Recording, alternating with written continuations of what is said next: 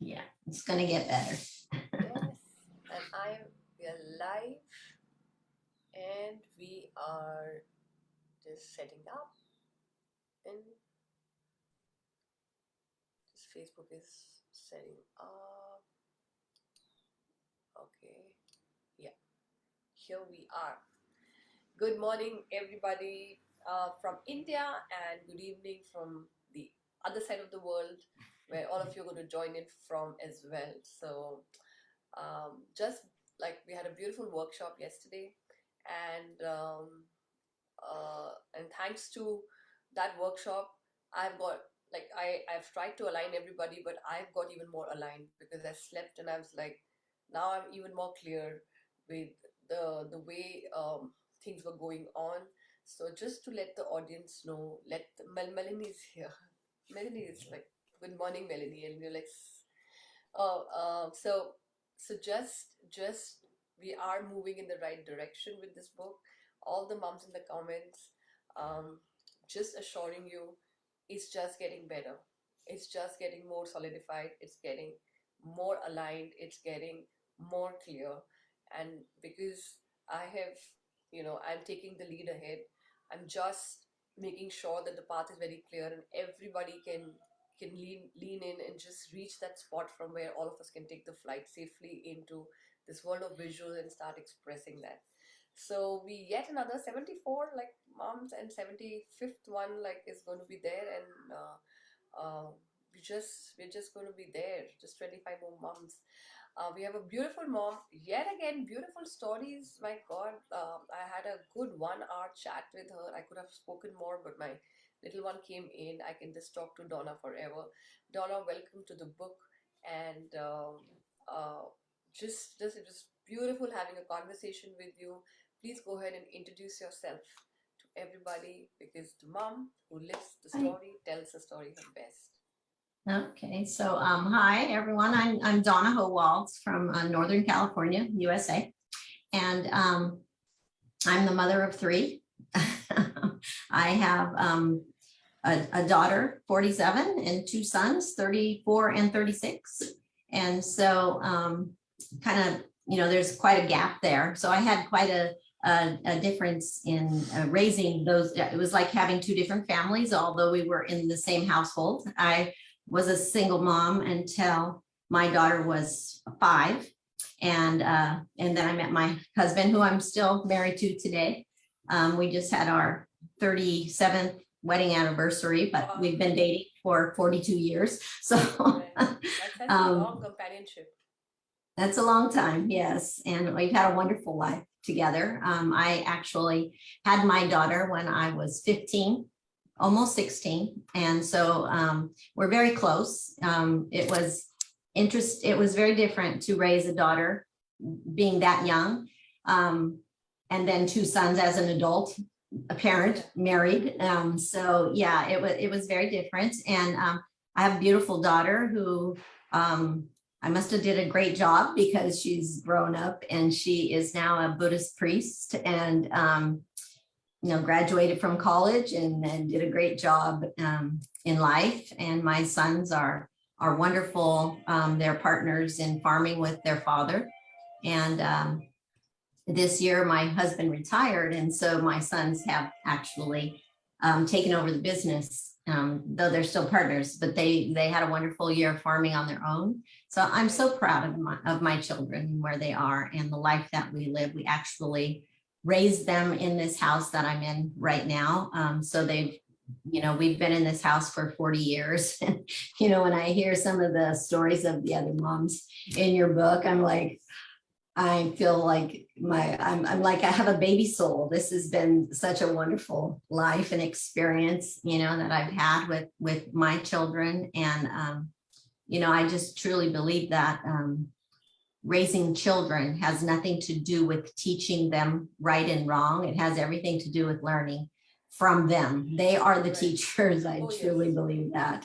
They are the teachers and we are the students. And whether we accept that or not is what takes us on the path that we're going to be on. And I think for the very first part of my parenting, I was not aware of that. I thought it You're was very my young, job. Donna. You're Yes, very it young. was You my job to do that, to make the, right and wrong for everyone. And boy, did I get a lesson, and it took me on this path of self-improvement, to recognize, that what I thought was I was, I think in the beginning, a very controlling parent. I was hard on my kids, and there were never natural consequences because I was always on top of it, and so I learned, somewhere while my kids were in their early, maybe young teens, that natural consequences are much better than what I know, and I turned that around really fast. And I recognized that what I was doing, even though my intention was to raise my children totally different than I was raised, all I knew was how I was raised. And I became my father, basically, with my own kids. And once I realized that, control was not a virtue, I turned that around. And today I believe I have a beautiful relationship with my children because, I faced that and I apologized, and I decided I was going to be a totally different person, and I think I did, I had to accept that I had my opportunity to do the best that I could with what I had until they were gone, and now they're adults, and to get to watch them be amazing adults, in spite of, what I tried, to do for them. I just think it's so incredible to have the opportunity to be a parent and to be in control of someone else's life, to support them, to,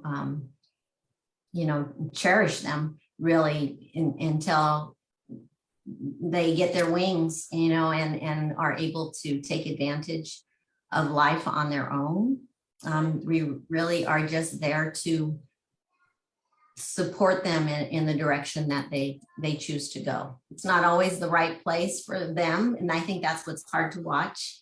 And we're always trying to guide them and what's right and what's wrong.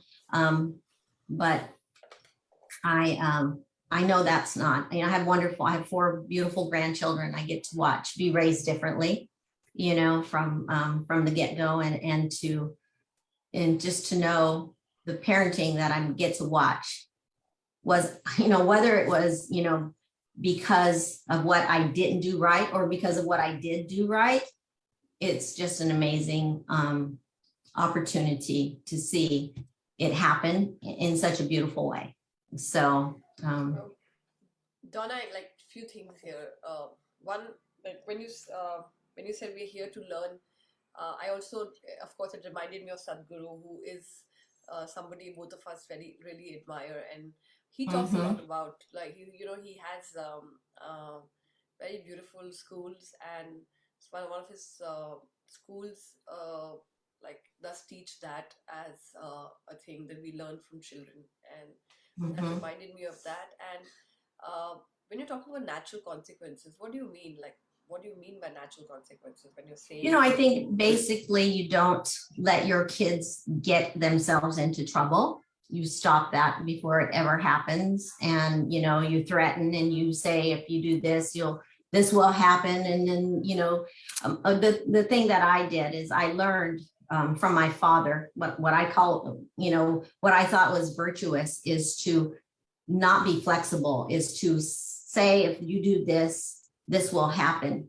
And then I never didn't let that happen. I always made sure it happened. So I wasn't very flexible about consequences. If you do this, then this is going to happen. And then I would have to, I would never go back on my word, and so I think I stopped things from happening that kids do naturally. They get themselves into binds, and then, they need to be able to get themselves out or deal with the consequences that comes with getting themselves in there. And I was always there maneuvering, making sure, I think basically because I was a stay-at-home mom and I had the time to be on top of every little thing. We lived in the country. And so we didn't have many neighbors. So I was very aware of everything that my kids were doing. And, that I don't believe that's a good thing, that Right. kids don't get to experiment and, and deal with real consequences. They're just It's very interesting like, what you're saying. Like very, very interesting. Just second, 1 second, Donna. My son is just up.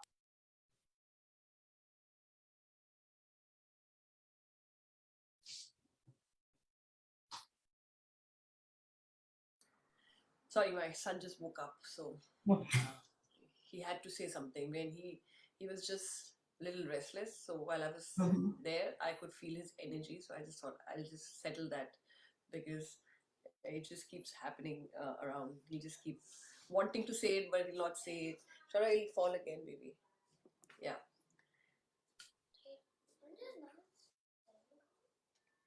Yeah, so that's what anyway is.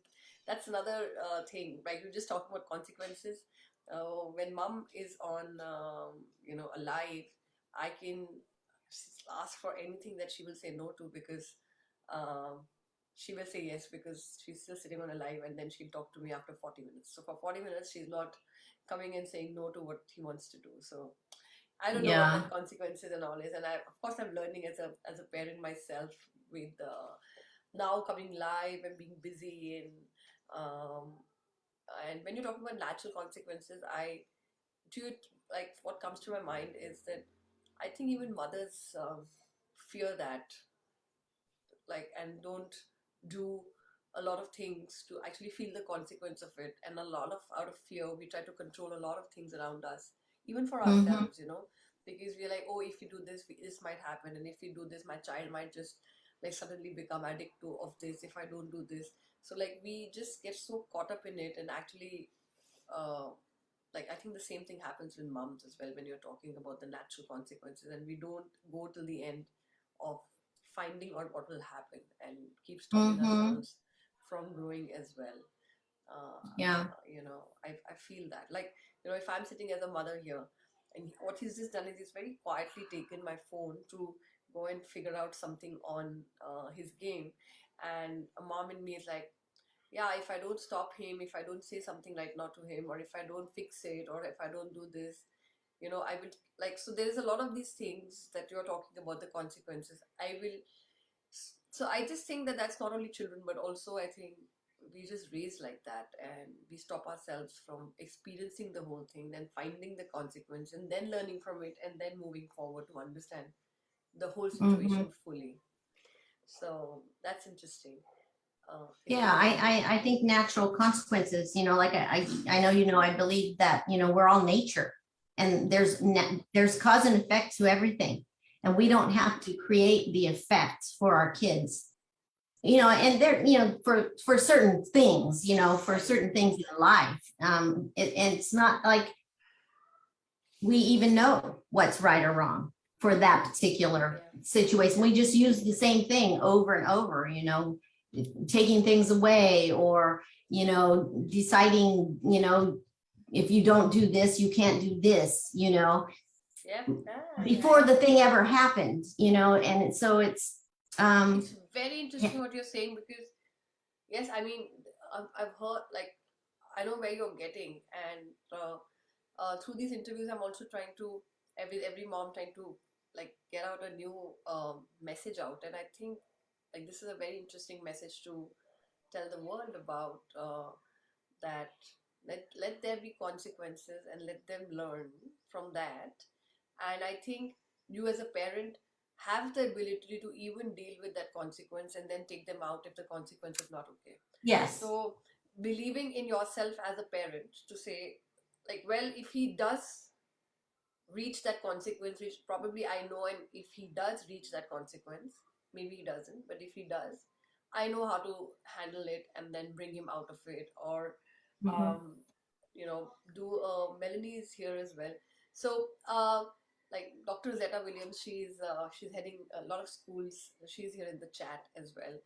um, Mhm. uh, so it's making me think right now, Donna, about this natural consequence, and I will put in a thought the whole day to that. So thank you for putting that that thought in my mind about natural consequences, because I think that's what's been taken away, and in COVID even more. In Mm-hmm. COVID even more, like for with COVID as a uh, just as something that somebody can get COVID as well. We're already protecting, we're already putting so much stuff happening before actually COVID happening to any of them. And I've consciously tried to, like, let him not be scared of COVID, my children not to be scared of COVID. But I see many kids are already being overprotected, have already been like stopped to talk to neighbors if there's COVID, without understanding anything of the whole thing. And that's, if I'm right, that's what you're trying to say. We keep stopping them from, Growing. yeah, from And, growing and to I don't understand. think we stop them. I think we just prolong. We prolong I the like thing that. that's going to happen eventually. Would you like to be there to support them in dealing with the effects of of a consequence while they're home with you, or do you want them to wait and then have it be harder? Like teaching them about money or something. If you don't let them make mistakes, they're going to have that mistake at some point where you won't be there Which is going to be to bigger, support yeah. It's them. going to be a bigger They're mistake. going to, and they will have to go through a lot of things that we stop them from learning very young.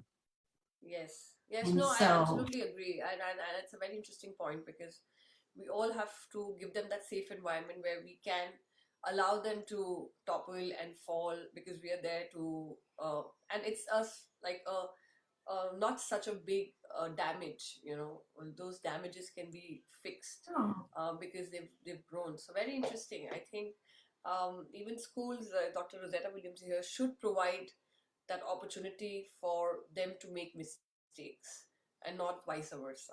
Like even because schools are not, mistakes aren't bad. We just have put a label on making mistakes, yeah, yeah, we and have. then I'm either bad or good. But the fact Yeah. is, a mistake is meant to maneuver to grow from, and there, if you don't give it a bad or good label, it's just another opportunity to grow. And whatever the consequences is also, if it comes from a choice, and we can tell our children that this is the choice you've made, and that's what you like, they know, they understand it from an inner experience of what happens when you make choices. Like there are different results than what he's thinking, or the child is thinking, or she's thinking. Then when I'm making this choice, am I getting attracted to something, but it's totally a different result of what I thought it Mm-hmm. was. And that being rooted on even smallest of things, I think it's a beautiful thing what you're saying, because that will come from an inner experience. Nobody can, Yeah. like, I as a parent cannot tell you what it feels like when you make that choice, and that's the consequences. How a hurt feels, or how maybe a physical hurt or an emotional hurt feels like, and then how do you come out of it? And that's the transformation, which is a gift to children when we can allow. And of course, technically, like, but because you're saying it now out loud, and I'm sitting here and hearing it, it makes me feel, and I urge many parents who will listen to it in future that yes, we should keep quiet and watch. Like we should watch and learn and let them grow and make mistakes, so that they know what making mistake is. And I think if schools can do that as well, and as you just mentioned, that's rather than labeling them that, oh my god, you made a mistake, and um, that's it just destroys a lot of stuff that can happen to a human being forever at a very Mm-hmm. young age. Mm-hmm. At a very young age. So Yeah. yeah, that like, I mean, I can talk about it, and I will honestly, uh, I knew it a little bit in my concept, but I will honestly try and apply to just back off and watch and see, and then only offer help when things are like done and the result is there and they need help. uh, and it's a difficult thing to do like that. That kind of parenting is a very difficult parenting to do, but my father did that, and I always admire him Mm-hmm. for that. I'm just Mm-hmm. like he's always said yes to everything. He's like, yeah, go ahead, yeah, go ahead, yes, go ahead. And everybody around me, and my dad told everybody told him that, like, don't you think you say yes to everything to her? Like, you say yes for everything. And don't you think she needs to know what the word no is? And she needs to know that no, this is not done. Like, no, you cannot do this. Like I have, and honestly, like I'll turn back and I tell my father, my God, Dad, if I was you, I would have freaked out because 20 years back in a place which was not safe, I would like end up going there or end up calling my father and saying, "Oh, I'm here for a shoot," and my father's never reacted and or has said, and this he's never said that, "Oh my God, what are you doing there?" or it's 10 o'clock in the night. And in India at that time, women were like, there were women driving, but they were not driving like the way women are driving today, or they were not driving at 2 o'clock. And Delhi at that time was also considered a little unsafe. And my father always waited at even 2 o'clock in the night when I came in from a party. He always waited to hear what's happening, where I was, and just quietly listen and just keep nodding and say, "Okay, good night. I hope you had a good time." And I was in a joint family, Donna, of 13. And there were three families. And joint families, you mean you have three fathers, you have three mothers, you have grandmothers, you have older brothers, and everybody has the right to come and say, "Don't do it." And I was the only child, including all the boys, girls, the only girl in the house who was allowed to say, "Yes, go ahead, yes, go ahead, yes, go ahead." And Wow. I think as an energy, uh, as an energy, I've always actually received more yes as well in my life. Usually people don't say no to me. Like, I've just realized they're sitting here. Like, when I offer something, I've also received a lot of yes, because I think the resistance of the word no is not there in my life. Maybe because Yeah. I'm raised like that, and I have the sensibility of offering things that will also not. But what you're saying is very important, and I really, really am pressing upon it through this interview, only to say that yes also works, right? Yes works. Dr. Zeta William is here, and she also like said yes. She gave me my first assignment at the age of 18. I went to her office, and India there was no baby photographers, right? And here I was telling, and there were no photography courses. And then like I decided to be a baby and child photographer, and like I went to her, and she was heading an international school, and I said, uh, well, this is my work, and I I want to I want some work, like I want to start baby and child photography. And I think she just looked at the work, and then she looked at me, and she's like, "Yes, go ahead." And if she would have not said yes, I would have not reached here. That I always say that, because I was quite shocked, because I was prepared by everybody to say that you are doing baby photography, nobody's heard of it. You're like 18, 19, who will give you the charge of children and being around them with cameras and equipments and all that stuff? Like, who will give that charge? So all that chatter was there around it, but I still went ahead and I said, "Can I?" And she said, "Yes, and here's the assignment for you. I can see it in your work. And yes, go ahead." And I did have a 3-month assignment. And from there was no looking back, because I got a beautiful yes. So definitely I owe this to her. She's in the chat here, and she's one of the moms here as well. She's a princess. She's been a principal, and now she's a CEO of a big group of schools. But I'm saying, to say yes to children is very difficult. Of course, I was very young, and not only to our Mhm. kids, to every child who's coming to you, to say yes, go ahead and do it, and not keep warning them. Sorry, I've just got carried away, because that's a very important message I definitely want to give many mothers, because many mothers watch, they don't comment, but they watch and they send me personal messages saying it's made a difference. So thank you for sharing that. Moving on, you've like come a long, long way. Yes, as a parent, I think you've come a long way, Donna. Yes. And we can see Yes. that in your conversation. You have also come a long way. So let's talk about your Pilates and how so much Yeah. is done So to add that. during the time I raised my children, I was very physically active. Played Right. softball, and nothing ever stopped me. I just drug my kids with me everywhere I went, and played ball. And when I was pregnant, till I was 8 months old, I mean 8 months pregnant, and then they kicked me off the field because I was too pregnant. So I just played, and then as soon as I Oh had wow, kids, you played soccer when you were pregnant, you're saying? You played I played softball when I was softball. pregnant, and Yeah. then I started playing soccer when I was 38. Yes, And yes. so then I was playing softball and soccer. And so, I've always been very active. So I was either, trying to build my body or heal my body, or, do something to make myself stronger. So, for all those years, I was a stay-at-home mom for 20 years. I was working out very hard, riding bikes, playing sports, doing everything while I was raising my kids. And then after I was done raising my kids, I was kind of lost, like, what do I do now? And I had already started playing soccer, and I get obsessive about playing sports. And so I started looking for something to help heal my body. I was starting to feel really old, just get out of bed and my ankles hurt and everything hurt.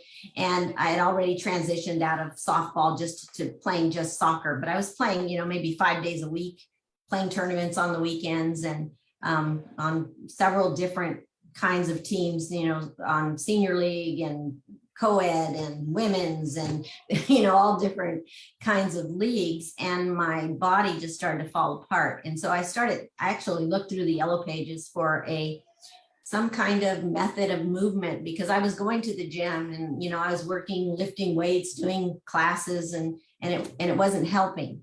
And so I started looking through a book, and I came across a Pilates ad that said that it would help heal the body. And so I found a Pilates class, and I started taking Pilates for, maybe 3 or 4 months. And I felt a huge change in my body. I'd wake up in the morning and I wasn't in pain. And so I thought, oh, I'm going to get certified in this, because I think this is good for everyone. And so I took a 500-hour course in Pilates. And when I was done, and I actually started teaching at the place where I had been taking it, I realized that people can't do Pilates. It's too hard for them. It was just too physically hard for a lot of bodies to do it. And I started kind of backpedaling and to find, different modalities that could maybe pre-Pilates that I could help people to learn about their body and how it worked. So I got certified in some other methods with the, Melt and Franklin method, using imagery and working with the fascia and all of that. And while I was doing that, I did open my own studio and started working in that way, but I still had this deep interest in teaching people about their body, to be more mindful and not just beat it up and try to, work really hard. And so I had a partner who came in to work to teach yoga in my studio. And we got together and we started working. She was also my Pilates teacher at the other studio when I was working there. And we started working very mindfully on Pilates and started changing how we taught. Between her yoga and my Pilates, our clientele was doing really well.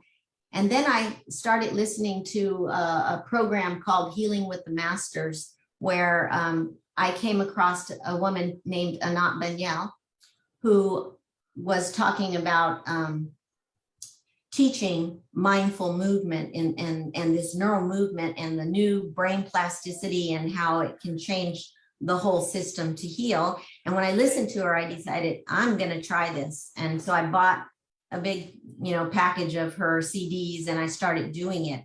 And I had an amazing change in my body. And so I started integrating it into my Pilates classes and making a difference. And I could really see not just their bodies change, but their thinking was changing. Their sleep was changing. A lot of things were changing. And so I went and got certified as a neuromovement practitioner from Anat Banyel.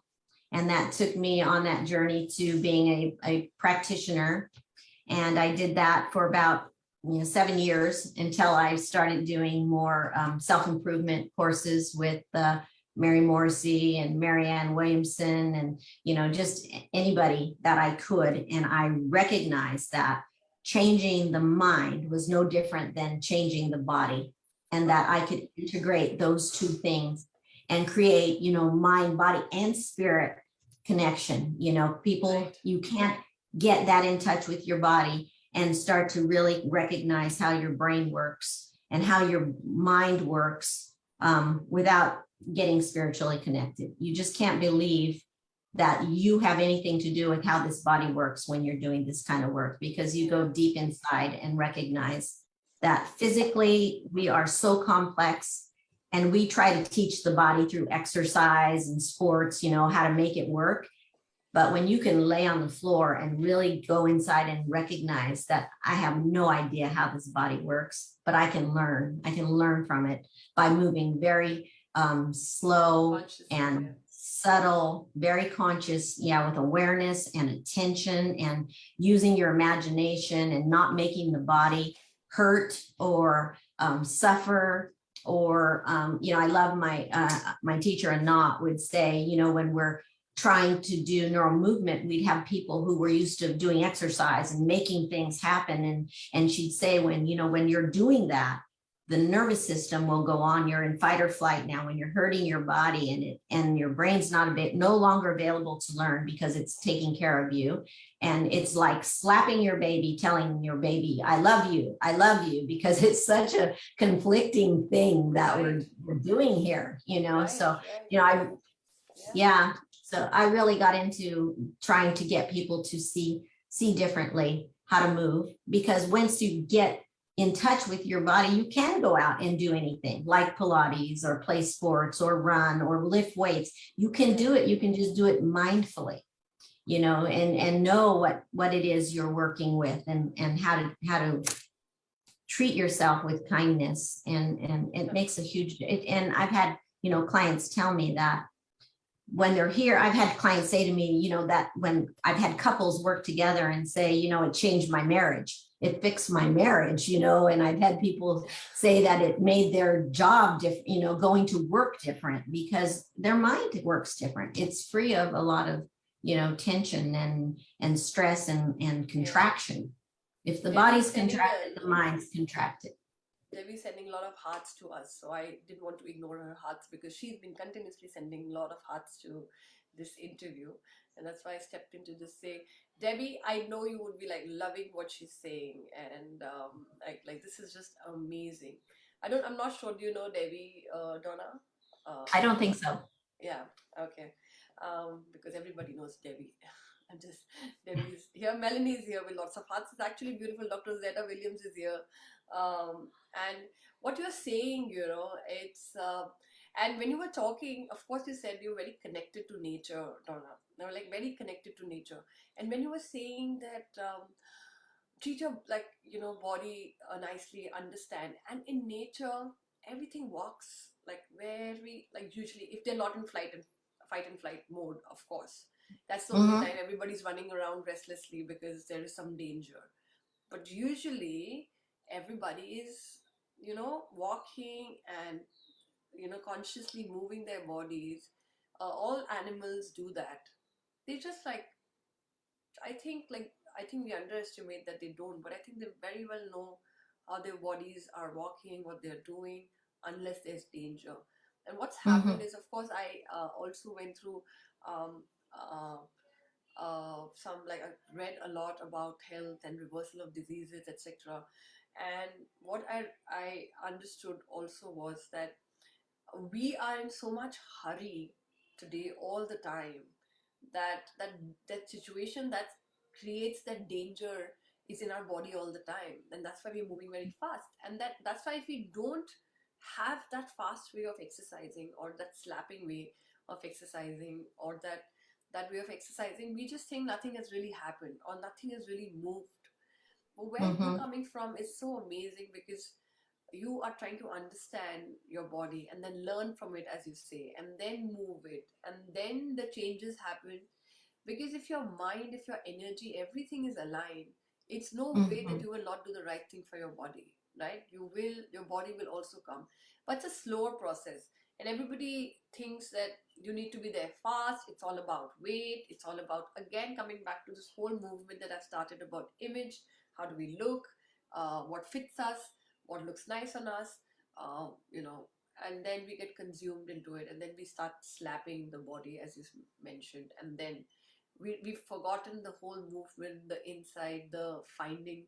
And I told you I would love to do your course, even if it's on Zoom, because like I just feel that's for me, because I have never been interested in gyms, or I've never been interested in very hardcore training, and it's never fascinated me. Yoga has, I've done it for some time, but I left it. But now I feel that what you're saying is resonating with me a lot. That like slow down, understand, and things will start changing around you. I totally agree to that. Um, Mhm. so like, what's the plan with it? Like, what are you doing online? Are you doing online classes with it, or are you like I do. I focusing have on? right now I'm just doing a class on Wednesday mornings, Pacific daylight time, Wednesday mornings at 9. I do a group class and I do it where there's people that come in the studio and I do it and people are on Zoom at the same time. So I've put both, since we've been able to come back into the studio. I have people online and on the floor at the same time, and which I love because I can maneuver the bodies to help people understand.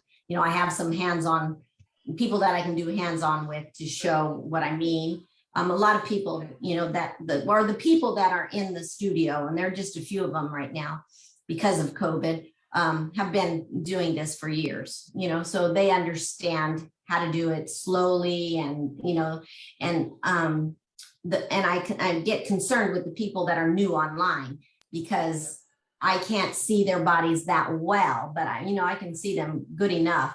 But if they can't understand what I'm getting them to do, what I'm asking them to do, they can actually see the bodies that are live on the floor. So I'm doing that in a group. That's my only group class right now.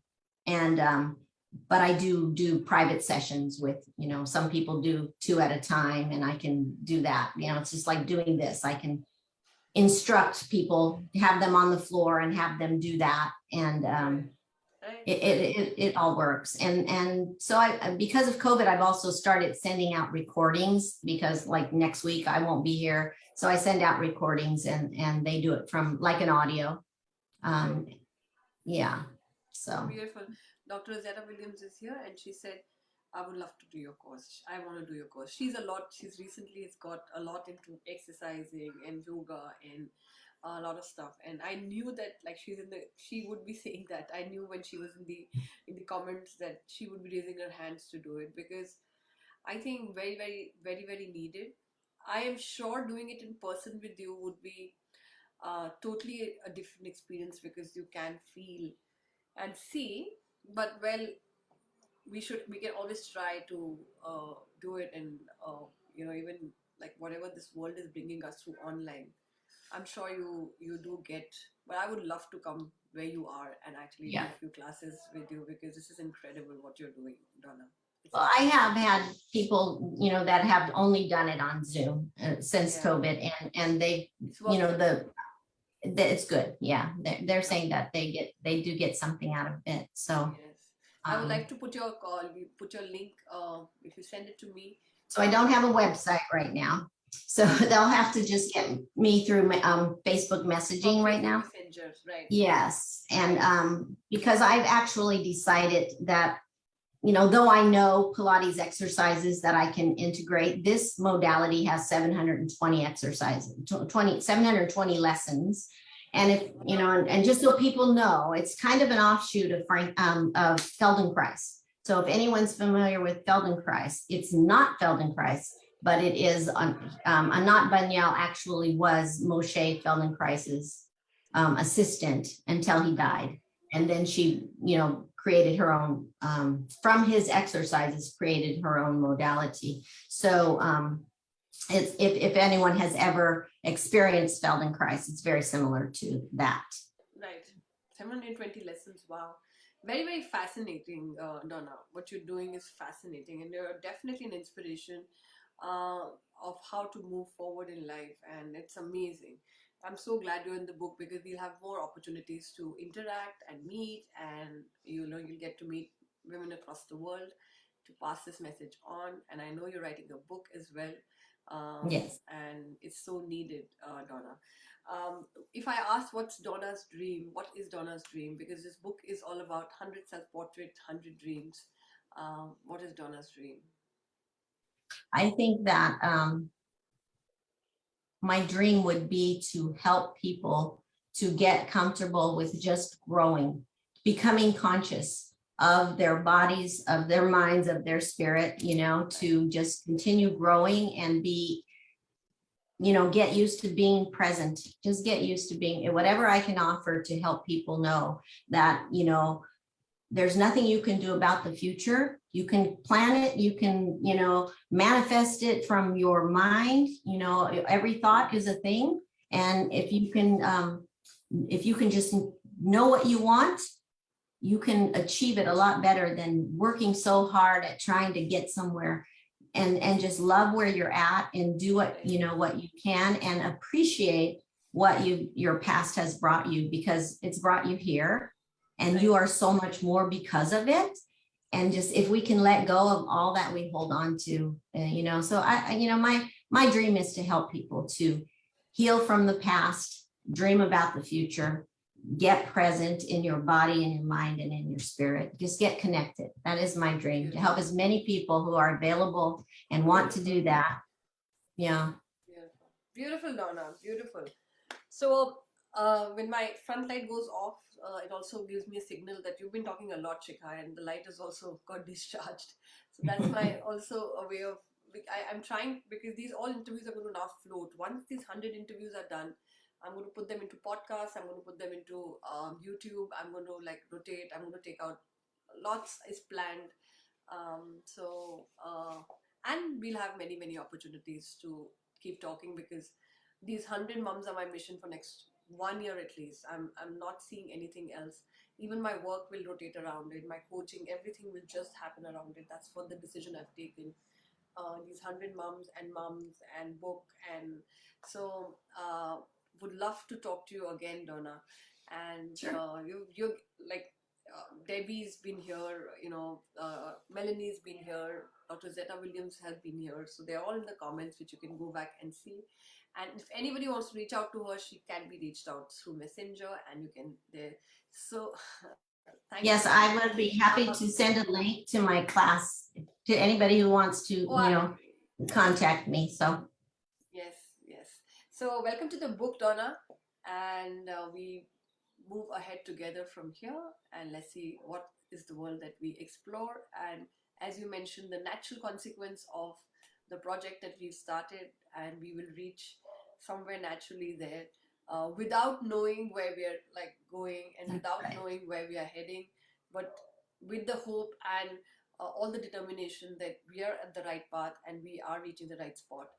We will move ahead with this book, with you in it. And thank you so much for being here. Thank you, thank Debbie. you.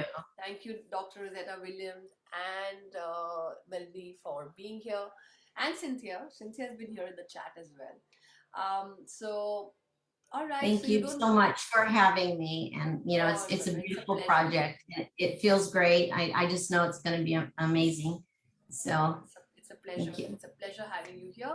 Don't go off. I'm just going to go off live, and then we will see everybody. 75th mom is the next mom. Time to celebrate and dance very soon. We've reached 75. All right. Bye bye.